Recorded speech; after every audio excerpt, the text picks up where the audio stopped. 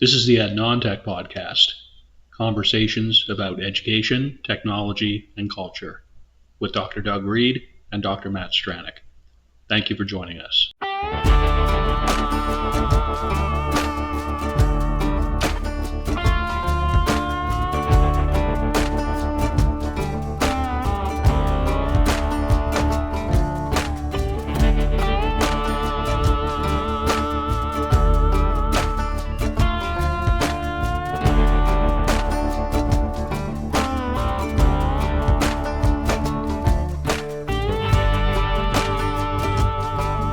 My name is Dr. Doug Reed, and I am located on Abagway, the traditional and unceded territory of the Mi'kmaq people. My name is Dr. Matthew Stranick, and I am on Treaty Number 8 territory, the traditional meeting grounds and gathering places of our First Nations, Métis, and Inuit peoples.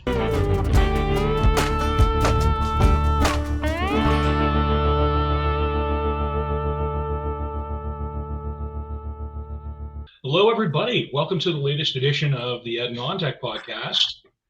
Really glad you're able to join us. Dr. Matt Stranick here with you as ever, and as always, the inestimable Dr. Doug Reed. And we are just stoked, chuffed, pleasantly pleasant to be here. Yeah. How's it going, Doug? It's going okay. It's going okay. I have my all the wood cut for my new coffee table, so I'm pretty excited by that. Awesome. Yeah. I've only been thinking about it for a year and a half. I've only really been thinking about it for 2.5 years since Fiona happened, the hurricane. So the wood's finally dry enough. A lot of factors. Yeah. Oh yeah. How are you doing? Can't complain, man. It's all right. It's springtime-ish here now in Fort Mac, which it's a nice thing, right? Because this place gets pretty cold and dark during the proper winter period. So we got the sunshine out today, and it's just another good day to be alive, really. So why not, right? Yeah, so you get the opposite weather. We finally got to the shore. The beach finally had no ice and snow on it for the week, and then we're getting 12 centimeters tonight. So we get the exact opposite. It's all good though. It's all good. Inching closer though, right? So. Oh yeah. It's all good. Well, why don't we get into what we're getting into here, bud? I got to say, I'm pretty interested in this topic, of course, and honestly, the terminology we're using here really has been long associated, particularly with technology interventions, right, in education. So I think it's very well about time that we kind of got into this properly. What are we talking about here, Doug? I want to talk about disruption. I want to talk about how technology impacts education. And I think Silicon Valley owns the term disruption. They've kind of taken it and run with it. And I don't particularly mean their definition, but I do like the word. It is the English language, so I'm trying to take back the word a little bit. Repossess the jargon. Absolutely, man. So again, the motivation here being work related, I suppose. You deal with technology pretty often within the context of your role, right? Yeah, I do. And that's what my PhD research was on. And that's basically what I worked on for the last 25 odd years. So, and I realized that. Yeah, and I went through the list of all our other episodes, and we've never really covered this directly. So this sounds like the perfect time. Awesome. So again, as per the usual, we got some pretty radical references here. Some of them older than others.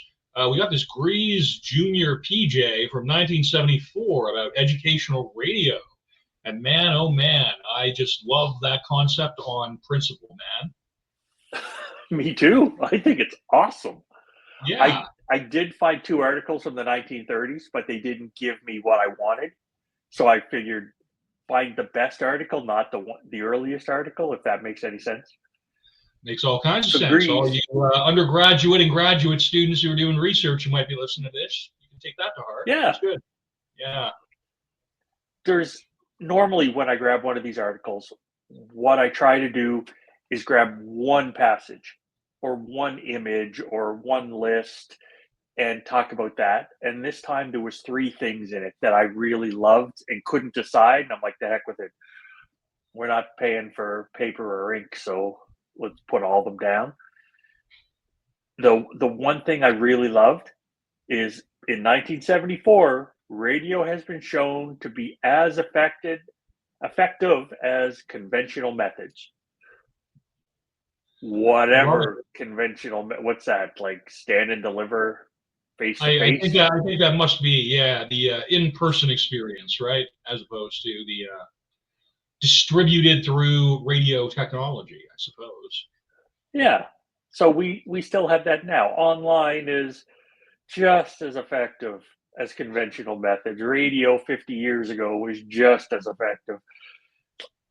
Maybe it's got something to do with the students and the pedagogy. Maybe it's not the technology so much, but that's something Well, else we could discuss. I think actually this is something that I've really spent some time with since we've gotten into this podcast. I really am finding, particularly through this format, that education and entertainment really aren't that dissimilar in terms of endeavors, right? You do want to maintain attention. You do want to maintain engagement. You do want people to feel good about what's going on in your proximity, right? I think that certainly if we are in a position here with a show where we can have these conversations and people, for whatever reason, enjoy not just the content, but our mannerisms or whatnot. I mean, really, I think that's you really have to. It goes back to that COI bit, right? You want to set up social presence properly before teaching presence and also cognitive presence can happen properly, right? So you got to break the ice. You got to actually have relationships with people before any of this other stuff can show up. You have to show people that they're valued, show people that you care about them. And I think that sometimes that aspect of care doesn't always make its way through to our training programs for educators, right? It's an effective quality, right? It's a personal quality. It's effective domain, but there's not really a whole lot of just how to stand up for your students, right? How to be there for your students when they need you in certain ways, right? Anyway, bit of a digression there, pal, but No, it wasn't. That led me to some stuff that when I was working at NATE, they brought an expert in to here's how you build curriculum or curricula, and here's how you put it all together. And the people on my team were all instructional designers and highly trained, and they were pissed off. It's like, this isn't education, this isn't that, this isn't the other thing. And there was some stress in the room. And then one guy looked at me and said, why aren't you more upset? He said, you got your PhD in this. Why don't you care more? I said, oh, because this is training. This isn't education. There we go. I think that is a significant distinction there, pal. Mm-hmm. And I actually think training and development is an awesome area of endeavor. Like if I have basically 1 year left on this contract in my present role, and assuming that I'm not renewed for whatever reason, then definitely the training and development space, definitely the e-learning space, those are all private sector areas, or possibly public. But training and development, where it's simply here's the procedure for delivering the curriculum, according to certain specifications. So very, very timely reminder there, pal. That's awesome. Yeah. So coming back to Greece for a bit with educational radio, one thing Greece pointed out really early is some countries have governmental problems in allowing transistors and radios to be used by the populace. So they had control of who got radios, so who could get information. And it was like, oh, isn't that interesting how they can control how that works? Physical access to information. I mean, we think of that as kind of being quaint, kind of a novelty, but there's a lot of repressive regimes around this planet. The very strong majority of those countries don't have anywhere close to the kinds of freedom of expression, certainly, or mobility than we enjoy in this country. And I just think that, yeah, man, it's something where, physical control over information remains very significant, right? I'm thinking North Korea as sort of the most extreme example of that. Yeah, it's very, we got to appreciate what we have, I think. Oh, absolutely. Now, for the listeners, if you go to the website, there's also a list of a bunch of things that Grease lists for characteristics of radio. And the only reason I put the list together, the list is really good, right? It's the ability of students to find out what's happening right now, right? Like there's an immediacy to it. It provides listeners with a sense of involvement, right? And it's like, that is disruption. That is changing what's happening on the fly. I like that. I really like that formulation, man. I really think you're onto something there. That's awesome. I know I'm a bit older than you. I have memories of the 1972 Summit Series with all the kids in the school going to the gymnasium and then bringing the television in so we can watch Canada play the Soviet Union. Wow. In 72. Like, that's just, and it's like, that was instantaneous. People, apparently it was okay for adults to yell and scream and be super happy in front of the students and show emotion and all that sort of stuff. So to the listeners, there is a list of these things that are disruptive, but the real reason I put the list in is item number 3. Radio can be used jointly with other media such as television. And then it's like, wow, can you imagine using 2 different things? But then they call it multiplexing. And I've never heard the phrase, like, if I hear of a multiplex, right, that's where a bunch of movies are showing, right? It's like the 16 movies playing at whatever the theater is. So they had multiplexing and electro writers. And I've no clue what electro writers are either, but it was just, that is such a late 60s, early 70s kind of word. So I just loved it. It just, for the language enjoyer that I am, I just really liked it. Yeah, that's some really specific and interesting jargon. I wonder what a search in the literature for multiplexing in education would yield a significant amount of results or not from the era. Interesting. I just love the language, and it's like, oh, because a couple of the previous episodes we've talked about language that is out of date. Well, if you want to talk about, yeah. I know some students or children younger than I am are talking about like the 1990s as the late 20th century. And that hurts me a little. And yet, you're not wrong. Yeah. No, absolutely not wrong. But it's just one of those things, the way language works. It's true. Yeah, again, jargon, terminology, all of this really, disruption starts at the concept level. It starts with an idea and acting upon it rather quickly, as you've sort of described, man. That's awesome. Well, so, go ahead. I have some friends that are linguists, and if a word doesn't exist in a language, then the concept really struggles to exist in the language. This is why.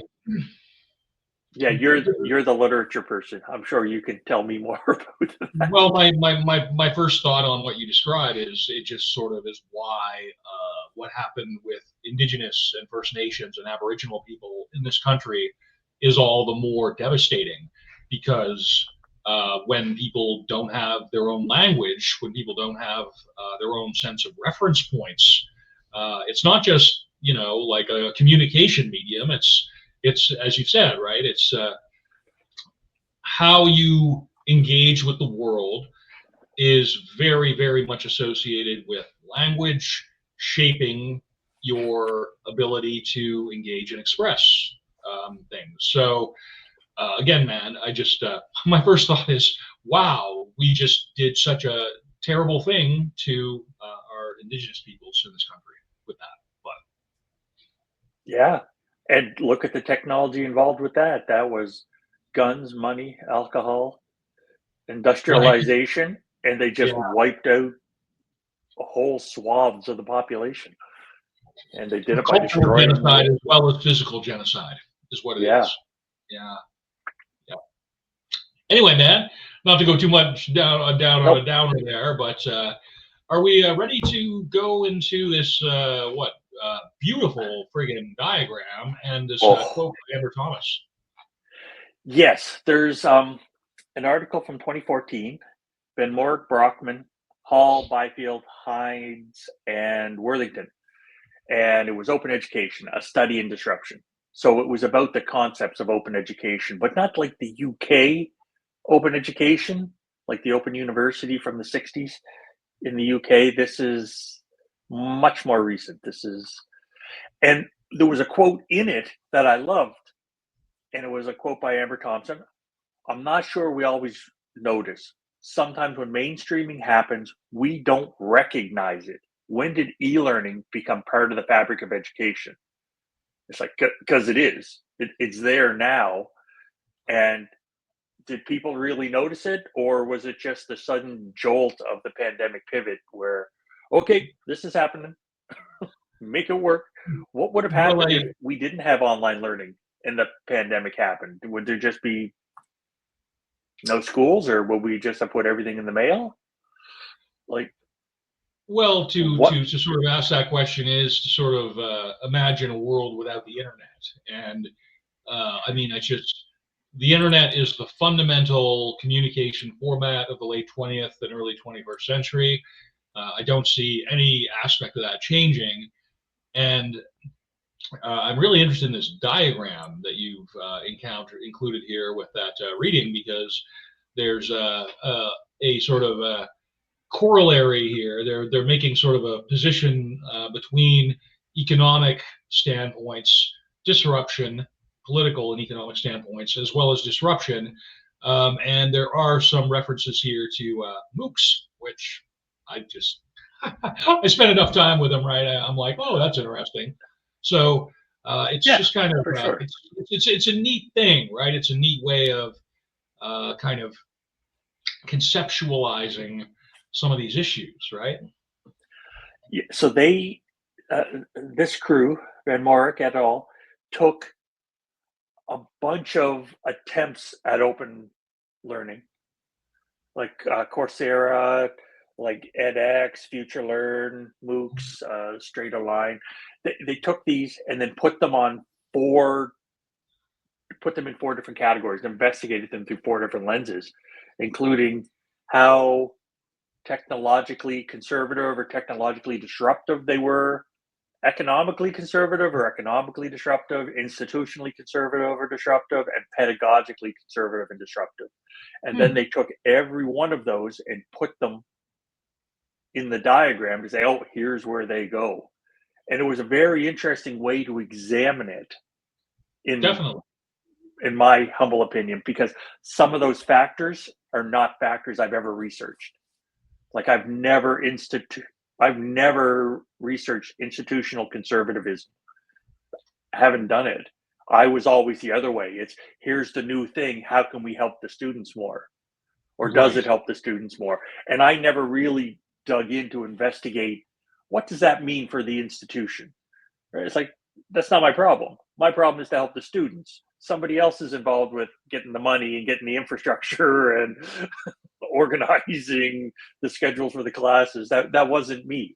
So to see it presented that way, I thought was really neat. It brought me out of my little box that I normally live in and view things through. So I thought you might like it.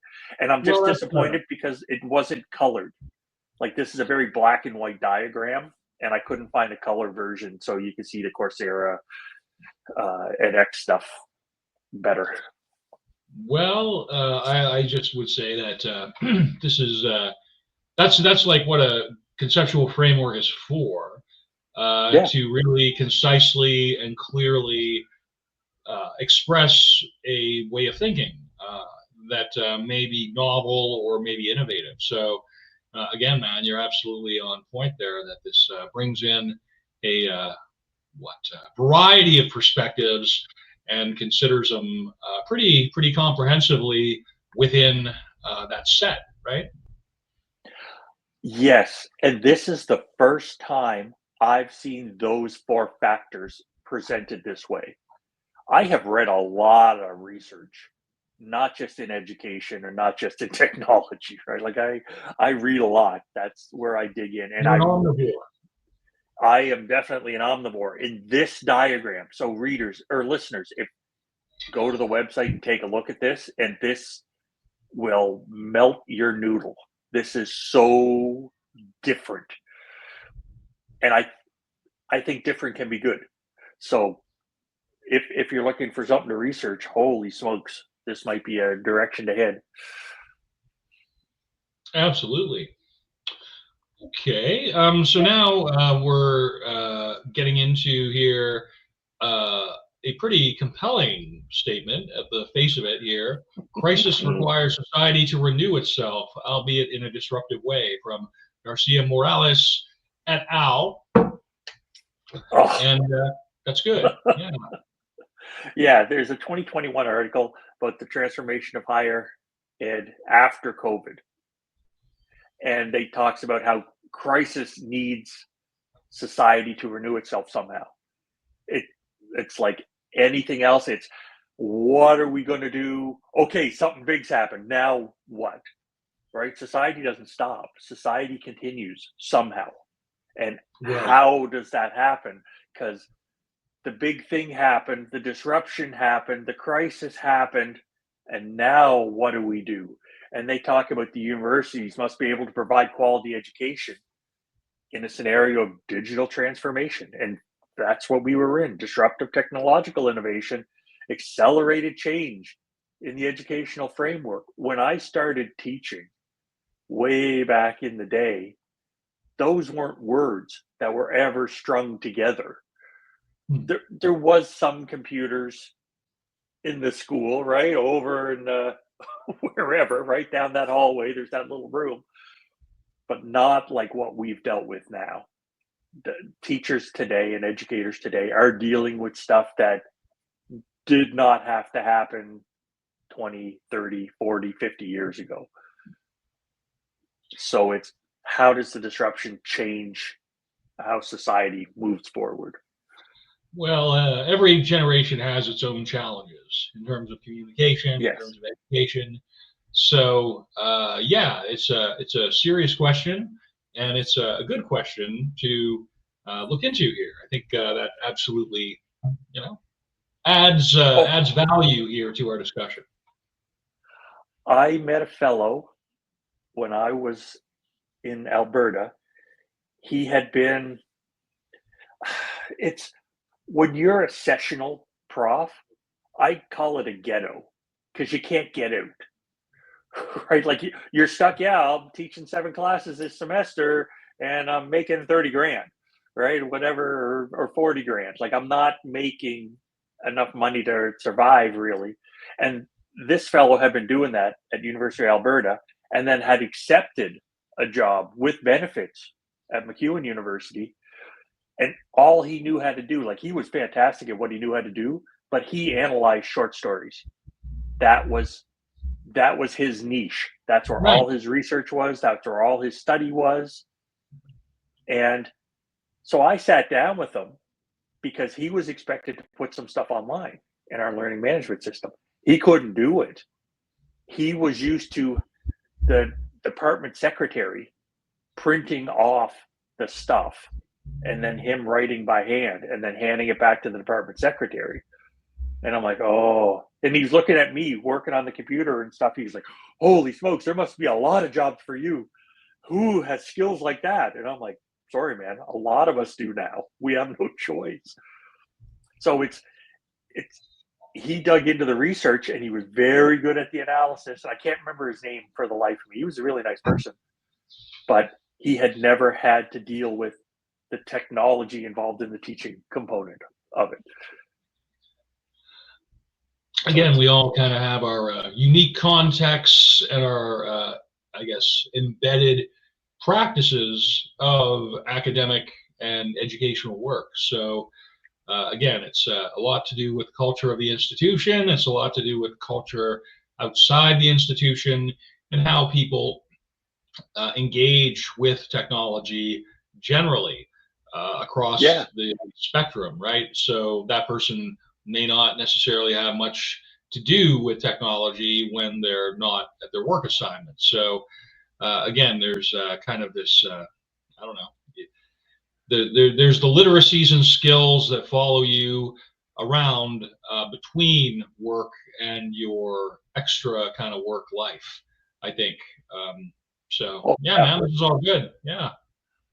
Yeah, it reminded me of when I was at an institution, and their ERP, their enterprise resource planning software, was Datatel, and they were moving to PeopleSoft. And somebody mentioned it's ironic that it's called PeopleSoft because it is not soft on people.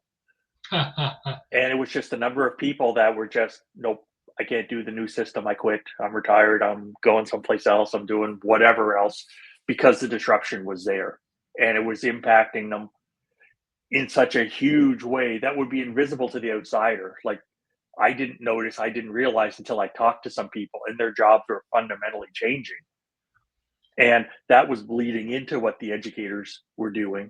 And it's like, oh, wow, okay, so that's not even directly at education. That's in behind the scenes stuff has changed. Well, the service can only be as good as the support for the service.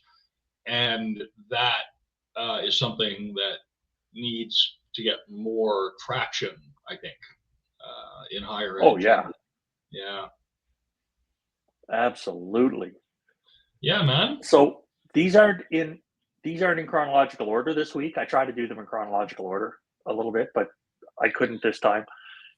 So I've got a 2004 article by Incino and Winter Ebner. Yep. About the long-running cost of World War II. And this was in labor economics. So this isn't education or anything. But they said wars disrupt the educational process, making it harder for the population in schooling age to achieve the desired levels of education.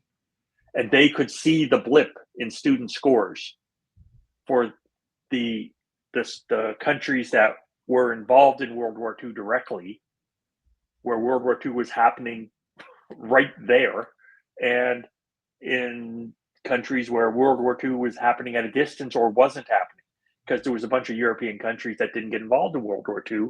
Their test scores stayed good for their students. But the students in the countries where that had other stresses and other priorities, their scores tanked. Yeah. So it was looking at that, and then it worked the other way, because in England in the late 50s, early 60s, there was a huge revolution in education there, in post-secondary education, because now all these people who had been in World War II, their kids were getting to post-secondary age, and they're like, we want our kids to go to university. And then it was all the BS with, oh, well, no, upper class brains are developed differently than working class brains and all that kind of garbage. So the disruption was there, even though there was like a time lag on it. And I just wanted to bring in that, yeah, wars are a type of technology these days, right? Like whoever has the best technology seems to win. 100%. So I just wanted to bring it up. Yeah, no, that's legit. And again, if we think about endeavors which include significant amounts of training and development, boy, oh boy, militarized conflict, really, okay, education takes a dip, sure, in the public sphere, but in terms of getting people onboarded within a military organization to the point that they can be a fighting soldier, I mean, there's just such huge amounts of training and development and resources behind training and development that go into that. I'm sure that the Canadian Forces are one of the largest providers of training of any kind in our country. So it's really, it kind of detracts in certain areas, but in its wake, it does provide certain emphasis and certain development of particular skills and cultural capacities. So, yeah, and in World War II, that was welcome to instructional design. Welcome to the introduction of the psychologists. How do we train 1 million people in 6 months or 3 months? right. Or 2 months? How do you scale this up for a huge conflict with a very significant time, factor? Yeah. So that disruption brought a lot of changes, and we're still dealing with a bunch of them. 100%. Right? We're still dealing with all that standardized testing that got introduced, and now is its own beast, all off on its own. So I know we're plowing through here pretty quicker than normal, but and we have a timeline on that. There is a bit of a time sort of thing on this for me. This episode, unfortunately, but I think we're doing pretty good here. Oh, yeah. Did you want to speak now here to TUBO, the politics of educational reform in Great Britain? Yes, yeah, and TUBO makes a very bold statement about the 20th century witnessed a dramatic expansion of mass education, but it was just mass education, right? There was no look at like the equality of the educational opportunities. It's like, oh yeah, we're putting it out there, everybody can do it. It's like, well, if it's rubbish, why would we? Right? Is it just anything's better than nothing? Is that what we're looking at? And when we're taking a look at these changes that are happening, right, and the disruption that's happening with whatever the various activities are or the various impacts, because now it's like generative AI, right? It was computers and the internet. Before that, it was like, what do you mean we're going to let women go to schools with men, right? Whatever the disruption is, most of it, in TUBO is arguing that it's coming from external episodic periods of crisis or the transformations that come from it. And we're not having much agency to discuss what the change is and what direction we should head in. It always seems to be reactive, not proactive. It's like, wouldn't it be nice to head in this direction? Well, generative AI is not letting anybody do that. You're speaking to leadership, and we don't really spend a ton of time on educational leadership in this show, even though it's certainly a factor. But I have to say that the mark of a good leader, certainly in the situations where I've had leaders that were effective, were trying to sort of see what was coming down the stream and trying to get ahead of it, right? This is where good professional development activities and planning comes into place. I've been in places where it was a very ad hoc kind of approach to professional development. I've been in places where it was really just kind of like, oh, well, whatever you do, for your thing is professional development. It's so I felt like I needed to get that in there, Val. Yeah, I've worked with wonderful leaders and I've worked with crappy bosses and a lot in between. And sometimes people have good days, sometimes people have bad days. Thinking forward, thinking ahead, not just being reactive, is the hallmark of of a good leader. I just I haven't really spent a ton of time in formal leadership experience whatsoever. But then on the other hand, anytime you go into a classroom and you're engaging with students, you are effectively in a leadership role. And students are really, really, really good at judging fairness, equity, equality in terms of treatment. And they'll be very generous in allowing you to find your approach with that. But then the other aspect is that when that has been thwarted, or when there are institutional factors at play that get in the way, then you can't really make up that lost trust. And again, I've been in classes like that as a teacher and as a student, where the schism between was just significant, right? So again, man, I think that this is a good reading that speaks to potentially a whole lot of areas, bro. Yeah. I really enjoyed it because it's like, oh yeah, let's be proactive and let's move forward like it's on purpose. I'm Intentionally, learning how to mindfully. Yeah, I'm learning how to curl. Right, I'm not very good at it, but I really enjoy it. Right, I get to go out and be a little bit active, and I'm kind of the cheerleader for everybody. It's like, wow, what a great shot, good for you. And like one time, this guy or this lady took a shot, and it was amazing. It was like it had eyes. It made it through all these other rocks and stopped at a perfect spot. It's like, wow, it's almost like you did that on purpose. And she didn't know if that was a compliment or not. And it was like, that was meant to be a compliment. She goes, yeah, that was what I was trying to do. It's like, how much of that is really happening in the big picture education stuff, especially when it comes to ed tech? Or is it just, okay, what are we doing now? How are we handling this next crisis? Acting with intention as opposed to reacting is always something within this field that you have to be mindful of, right? So, yeah. Totally, man. Well, I don't mean to kind of keep things going here just because of my specifics here, but I do have to say that you've got several lists here, and I've already placed it into WordPress for the notes. You know, I've got some columns, right, with these lists in the notes. And why don't you just tell me what you were thinking here, pal? I wanted to come up with technology in society that had impacted education.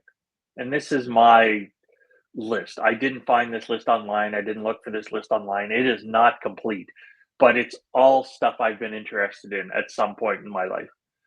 Mm-hmm. And of everything in that list, the thing I'm most proud of is I think I spelled Gestetner right without having to go look it up.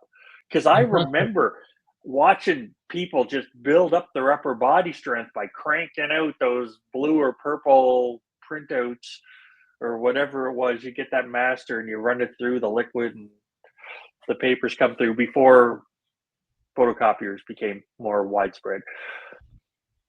And some of the ed tech stuff, because one of the lists is technology and society, and it's stuff that has bled into and absolutely impacted education. And then there's some very ed tech specific things, and some of them lasted, some of them didn't. Right, like the take home kits from the UK Open University.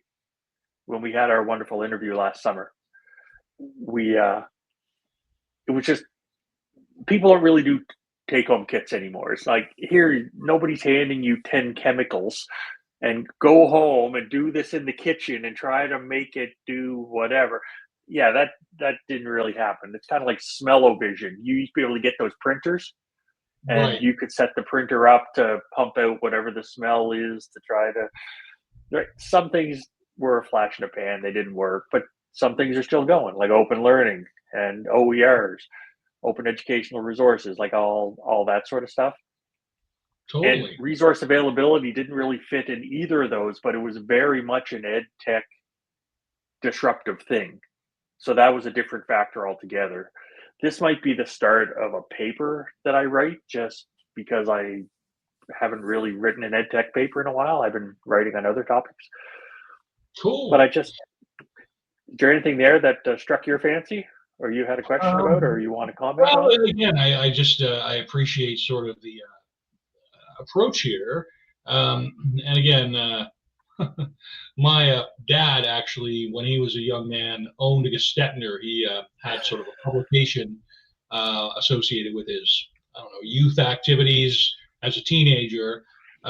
We actually had it in our basement for a while. I don't know that I actually ever used it as a kid, but yeah, it's I just really appreciate the I don't know, immediacy that a lot of these formats can provide.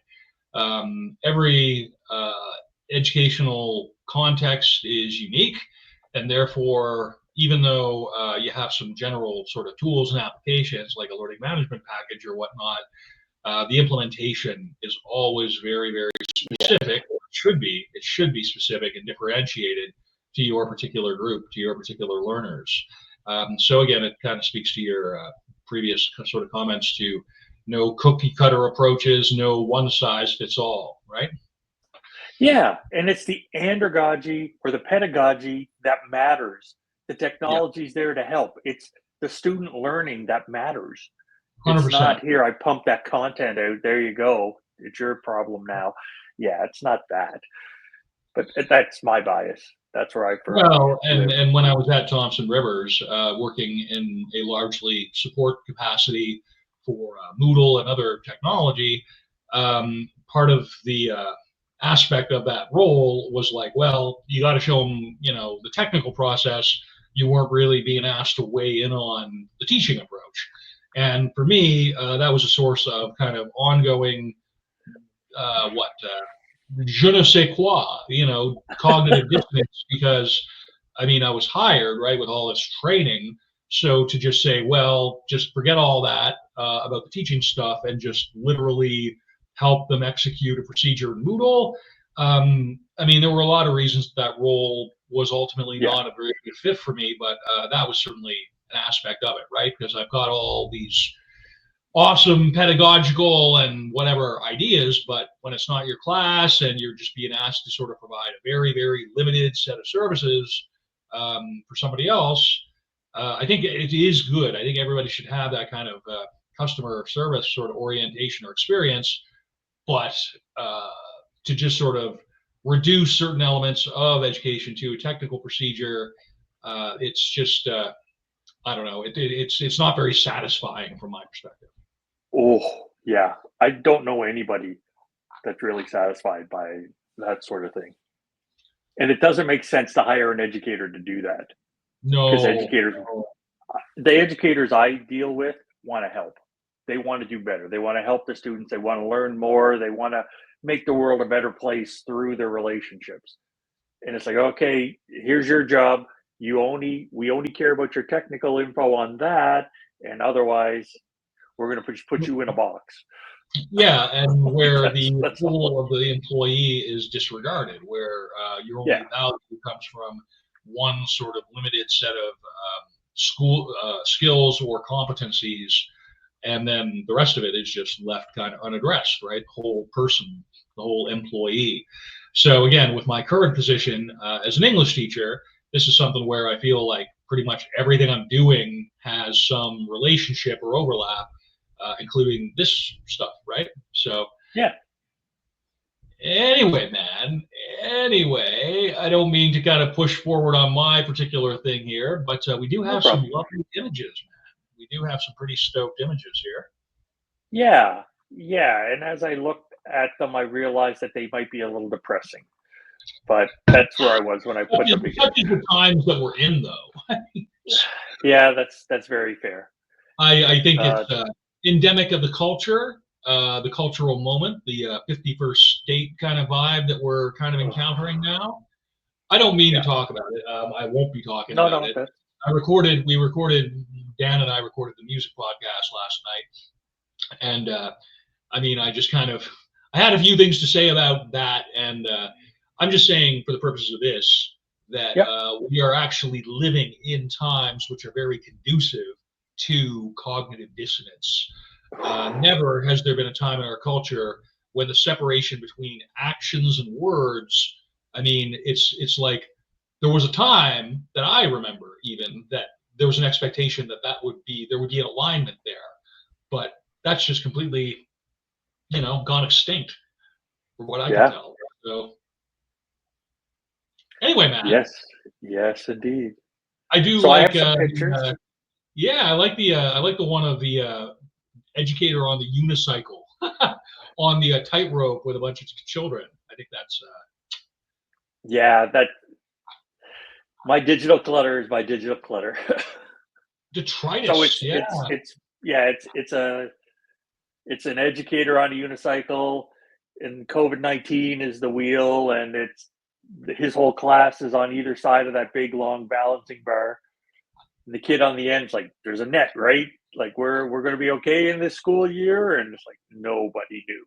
Going online, nobody knew what that meant. And it's like, yeah, welcome to disruption.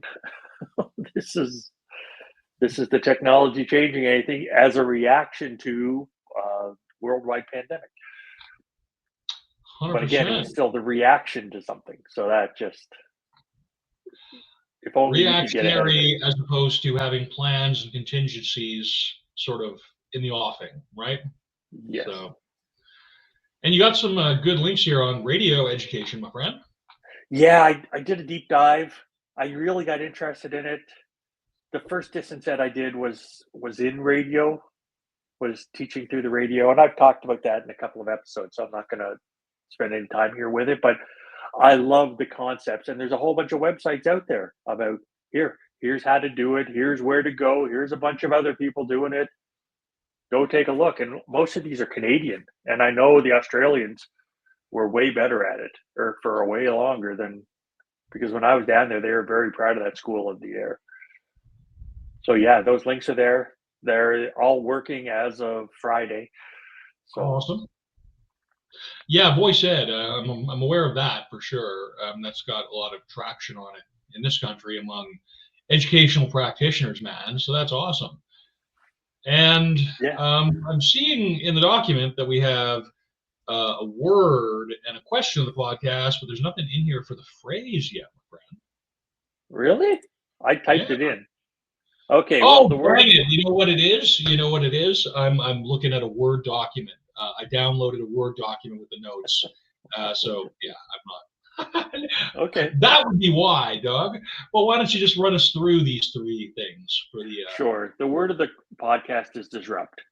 Yeah. Because technology disrupts. Not too reactively for my liking, but question of the podcast is: the AI disruption of education is just one in a long list of ed tech impacts on education. My question is, how do you think we can weather this storm of change this time? Awesome. Because we've weathered a lot of other disruptive storms in education with technology, but is this one different? Like, are we looking at like a wave of change coming, or is this a tsunami? Is this a tidal wave? Or is this a sharknado? Right? Not only do we have sharks, or tornadoes coming, or hurricanes coming, but the sharks are flying. Like, how are we going to weather the storm? How are educators in the education system going to do it? So that's my question. If anybody wants to come up with an answer with me, and the phrase of the podcast is something you say. I almost always pick your stuff because I love the way you use language. It's: when that has been thwarted, you cannot rebuild that lost trust. And it's like, man, I would love to be able to use language like that. And it's so true, and it just hits the nail on the head, but you just say it so eloquently. Well, I really appreciate that, man. I mean, again, when we talk about things that have kind of held our interest throughout our lives, I mean, I just knew from a very early age. I remember thinking as like a child, before the age of 5 even, that language and ideas were something I was just fascinated by, right, for their own sake. Some kids kind of got heavy into sports or car pursuits or other kind of areas. But I mean, for me, I was just always happiest when I was writing some shitty poem or drawing a picture, or, I mean, just really kind of, and so I put in my 10,000 hours really early in my life with this stuff. I mean, it was sort of just a function of always, whenever there was something on my mind, I'm just like, I'm always just going to reach for a pen. I'm always going to be trying to, find the best way for me to express my truth, I suppose. So that's kind of you, man. I appreciate that. That's very nice of you to say.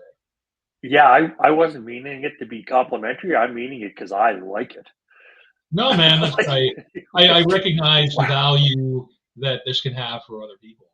And again, man, this is very much back at you because with this podcast and with the music one, the other person, right? I mean, I know what I bring to the situation, and I know that the value of collaboration transcends my own thing, right?